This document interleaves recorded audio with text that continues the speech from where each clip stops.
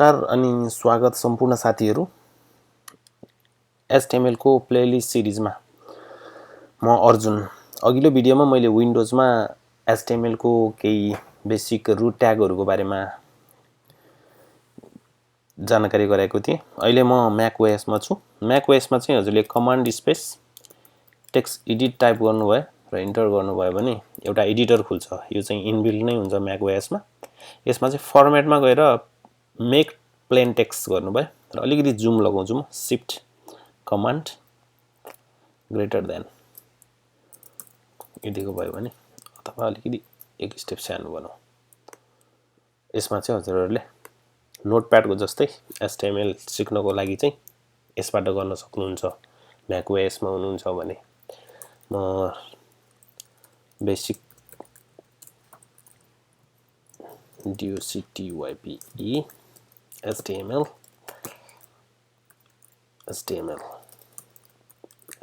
Closing tag यसै भित्र head head र अर्को भनेको बडी र हेड भित्र चाहिँ टाइटल राख्दिन हामी टाइटल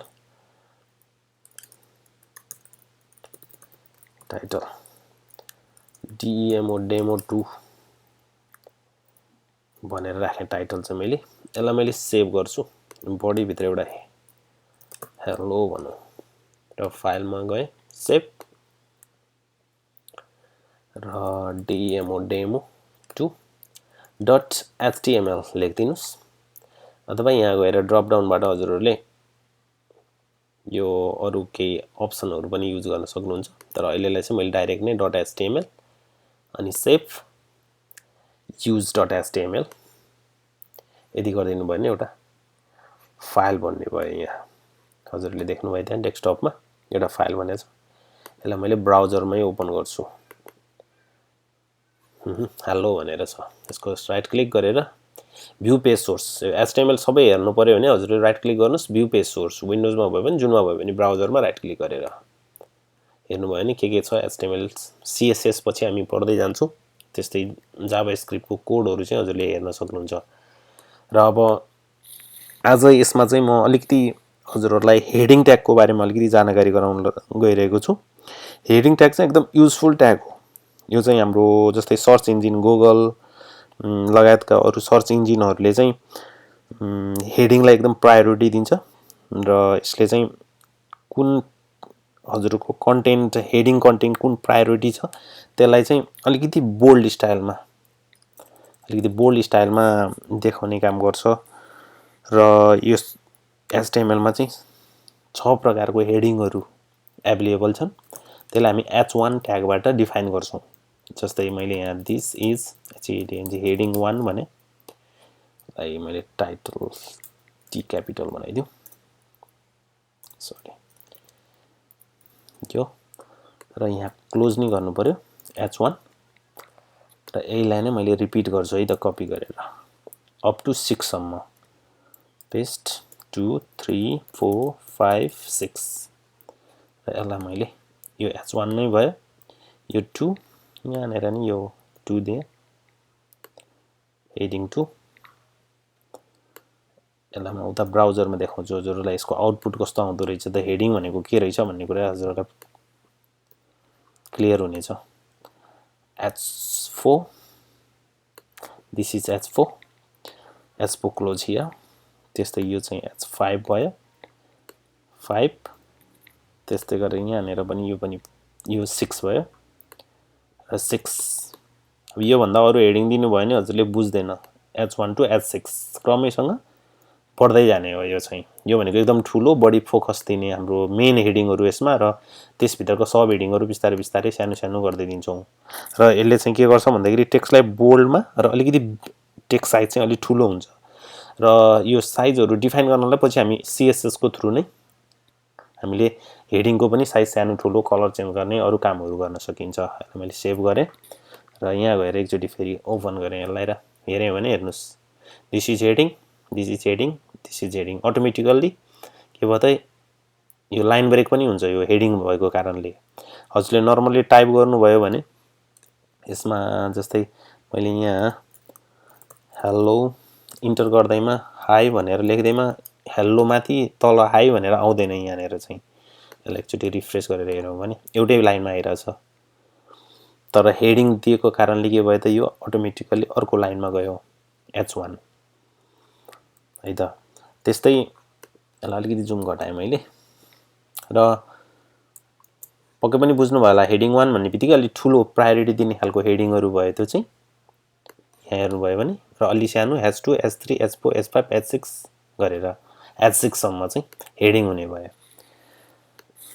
र अलिकति टेक्स्ट फर्मेटिङ ट्यागहरू तिर जाउँ हामी भन्नाले अब टेक्स्टलाई बोल्ड गर्ने, इटलिक कसरी गर्ने, अन्डरलाइन कसरी गर्ने, सुपरस्क्रिप्ट सबस्क्रिप्टहरू कहिलेकाहीँ अब टेक्स्टहरूलाई हजुरहरूले इम्फेसिस दिनुपर्ने हुनसक्छ, स्ट्रङ बनाउनु पर्ने हुनसक्छ, अथवा मार्क गर्नुपर्ने हुनसक्छ। हो त्यस्तो केसमा चाहिँ टेक्स्ट फर्मेटिङ ट्यागहरू त्यसभित्र लागौँ। Some text formatting TAGS tags भने मैले, र बिआर एउटा बिआर भन्ने ट्याग छ। बिआर दिनु भने के हुन्छ त लाइन ब्रेक हुन्छ एक्चुअलमा। मैले यहाँनिर पहिला this TXT text is BULD bold भने यसलाई मैले सेभ गरेर हेरेँ भने चाहिँ अहिले मैले बिआर दिएको छैन, एउटै लाइनमा आउने भयो। हेर्नुहोस् त सम टेक्स्ट फर्मेटिङ ट्याग भनेर दिस टेक्स्ट इज बोल्ड भन्ने एउटै लाइनमा छ। अब यसलाई तल लाइनमा जानु पर्यो भने यहाँसम्म एउटै लाइनमा आउने, त्यसपछि के त तल्लो लाइनमा अर्को लाइनमा जाने भने बिआर ट्याग। यो चाहिँ सिङ्गुलर ट्याग हो, यो आउँछ तर क्लोज हुँदैन। तर नर्मल्ली यहाँनिर यसरी दिने नि चलन छ, जे गर्दा पनि हुन्छ, हजुरहरूले नदिँदा पनि हुन्छ। यो गर्नुभयो र रिफ्रेस गर्नुभयो भने के हुन्छ त्यहाँबाट लाइन तल झऱ्यो, यो नर्मल टेक्स्ट भयो। अब यसलाई हामीले अलिकति फर्मेटिङको कुरामा दिस टेक्स्ट इज बोल्ड, अब यति टेक्स्टलाई बोल्ड गर्नु पर्यो भने यहाँ स्टार्ट गर्ने, यहाँ गएर क्लोज गरिहाल्ने।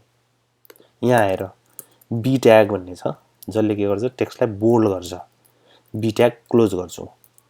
अब क्लोज नगरे के हुन्छ, यो क्लोजिङ ट्याग नै हुनुपर्छ यहाँ चाहिँ। जस्तै मैले दिस इज ITLIC इटलिक भनेर लेखेँ भने अब बोल्ड त स्टार्ट गरेँ, यहाँ क्लोज गर्नुपर्ने मैले गरिनँ भने के हुने भयो त कन्टिन्युसली सबै के हुन्छ बोल्ड हुन्छ। हेर्नुहोस् बोल्डबाट नै सुरु गरी सबै टेक्स्ट हजुरहरूले के भयो त बोल्डमा देखिरहनु भएको छ। अब बोल्ड टेक्स्टलाई मात्र त्यो वर्डलाई मात्र बोल्ड गर्नु छ, त्यही भएर के भयो त यहाँ गएर क्लोजिङ ट्याग दिनु पर्यो बी ट्याग, र इटलिक गर्नलाई आई ट्याग।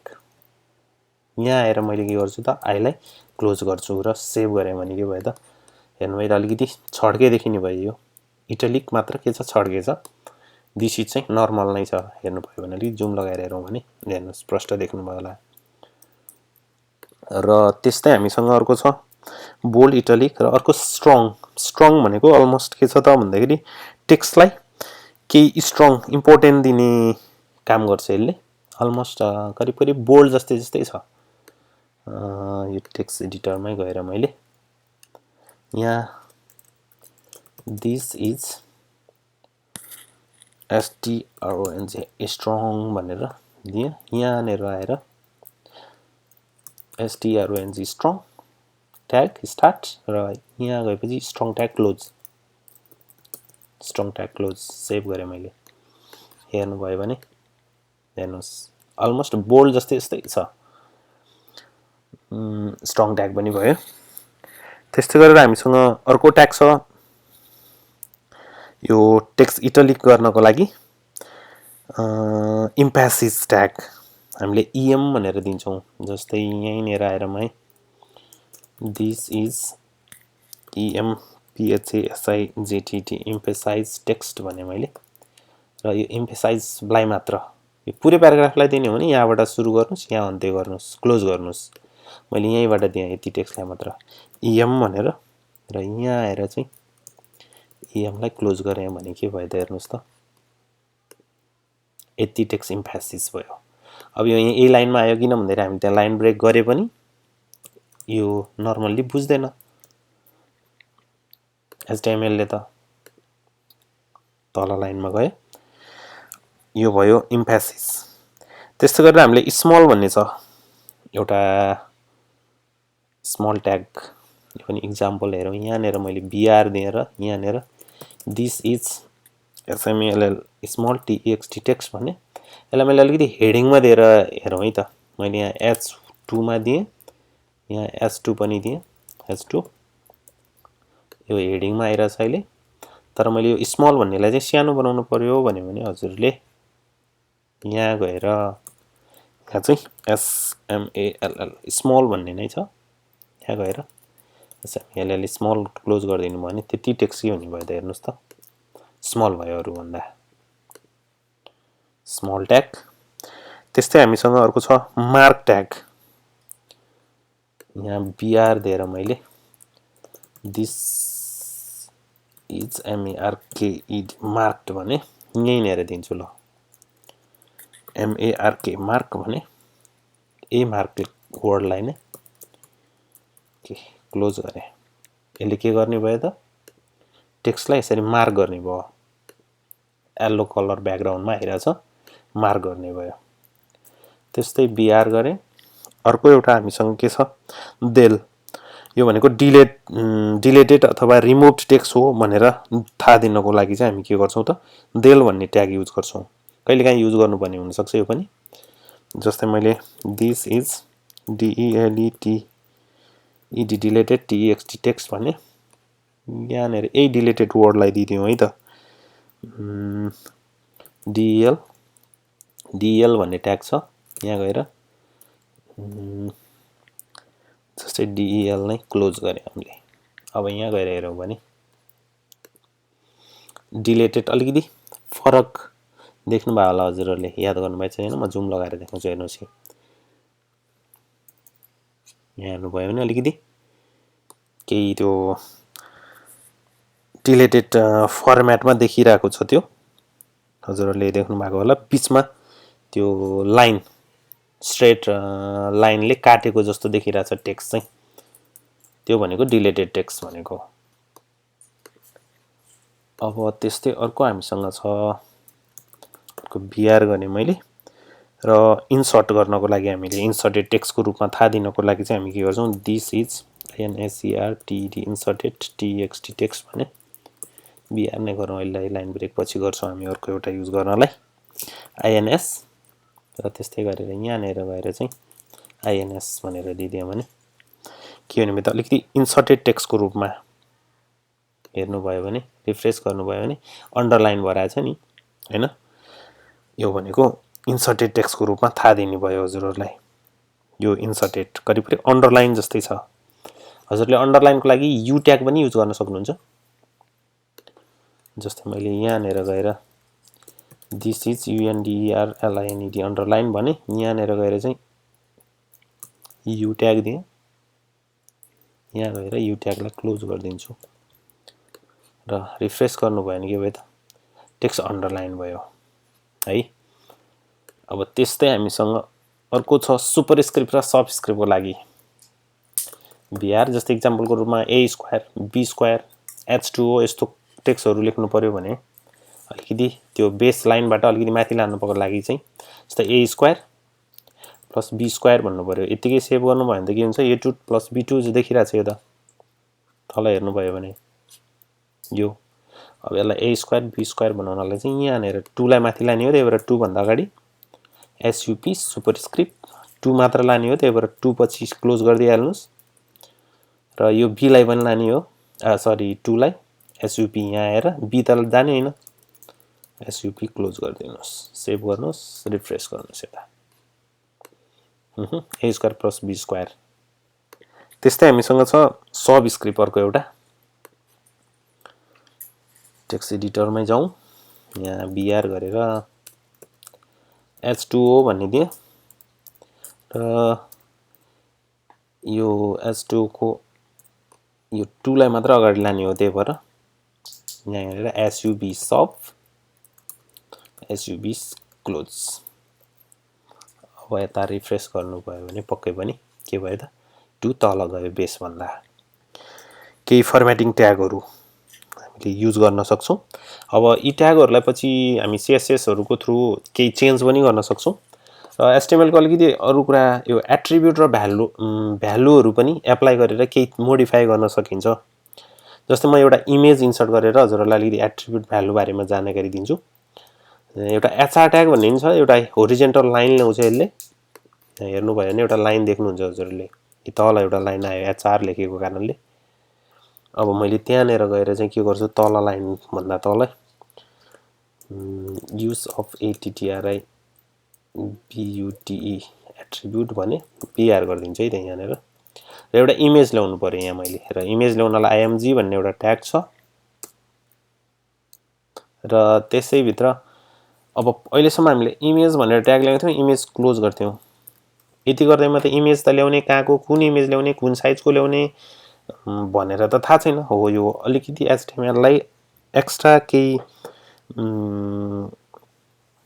एक्स्ट्रा एचटिएमएलकै केही एक्स्ट्रा कुराहरूको लागि चाहिँ के गर्छौँ त हामीले भन्दाखेरि यो एट्रिब्युटसँगै भ्यालु दिएर चाहिँ यसलाई डिफाइन गर्छौँ हामीले। जस्तो इक्जाम्पलको लागि चाहिँ हामी यो एट्रिब्युट भ्यालुको लागि यो ट्याग भन्दा अलि यता आएर एउटा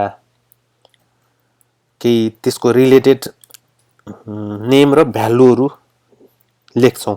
जस्तै अहिले हामीले इमेज ल्याउँदैछौँ, त्यही भएर इमेज र इमेजको सोर्स कहाँ छ भनेर एसआरसी भनेर द्याट इज इक्वल्स टु कोडभित्र, यसभित्र चाहिँ पाथ दिन्छौँ हामीले। जस्तो अहिलेको केस हेऱ्यो भने चाहिँ कहाँ छ त पाथ भन्दाखेरि जहाँ फाइल सेभ गरेको छु मैले अघि नै एउटा इमेज सेभ गरेको छु यहाँनिर। यहाँ हेर्नुभयो भने arjun.jpg भन्ने हो, यो फाइललाई चाहिँ ल्याउनु पर्यो भने यसैभित्र गएर arjun.jpg भने सेभ गऱ्यो भने हेरौँ, यसलाई रिफ्रेस गऱ्यौँ भने यहाँ एउटा के भयो त इमेज आयो नि त, त्यही इमेज। अब यसको अझ एट्रिब्युट भ्यालुको थ्रु कन्ट्रोल गर्न सकिने भयो अरू कुरा। सोर्स फाइल यो भयो, त्यसपछि विथ इक्वल्स टु कति पिक्सलमा काम गरौँ यसलाई, मानौँ 100 pixel by HEIGHT height that is equals to 100 pixel. अब पिक्चरको लागि यो त्यति उपयोगी त होइन, तर पछि हामी यसको बारेमा अझ डिटेलमा कुरा गर्नेछौँ। यसलाई रिफ्रेस गऱ्यो भने अहिले धेरै ठुलो थियो इमेज, अहिले के भयो त श्रिङ्क भएर सर्टेन साइजमा आयो, हामीले डिफाइन गरेकै साइजमा आयो। हो यो आयो इमेज ट्याग भयो भने यो एट्रिब्युट, यतिलाई एट्रिब्युट भन्छौँ। यो एट्रिब्युटभित्र पनि यो हाम्रो एट्रिब्युटको नेम के भन्दाखेरि सोर्स, अर्को नेम विथ, अर्को हाइट, त्यस्तै भ्यालु भनेको यो कोडभित्रकोलाई चाहिँ भ्यालु भन्छौँ। यसरी एट्रिब्युट र भ्यालुले पनि के गर्छ त भन्दाखेरि एचटिएमएलको इलिमेन्टहरू अथवा ट्यागहरूलाई चाहिँ एडिसनल इन्फर्मेसनहरू दिनको लागि चाहिँ हामीले यो ट्यागभित्र नेम र भ्यालु स्पेसिफाई गर्छौँ, त्यसैलाई नै हामी एट्रिब्युट भन्छौँ। आशा छ यो भिडियोले हजुरहरूलाई केही जानकारी दियो होला। केही प्रश्न अथवा सुझावहरू छन् भने कमेन्ट बक्समा तल लेख्नु होला। हजुरहरूले च्यानललाई सब्सक्राइब गर्नुभएको छैन भने सब्सक्राइब गर्नु होला र आडमा रहेको घन्टी र बेल आइकनलाई पनि क्लिक गर्नु होला, जसले गर्दा मैले नयाँ भिडियो पोस्ट गर्ने बित्तिकै हजुरहरूलाई नोटिफिकेसन आउनेछ र हजुरहरूले सजिलै हेर्न पाउनुहुनेछ। धन्यवाद।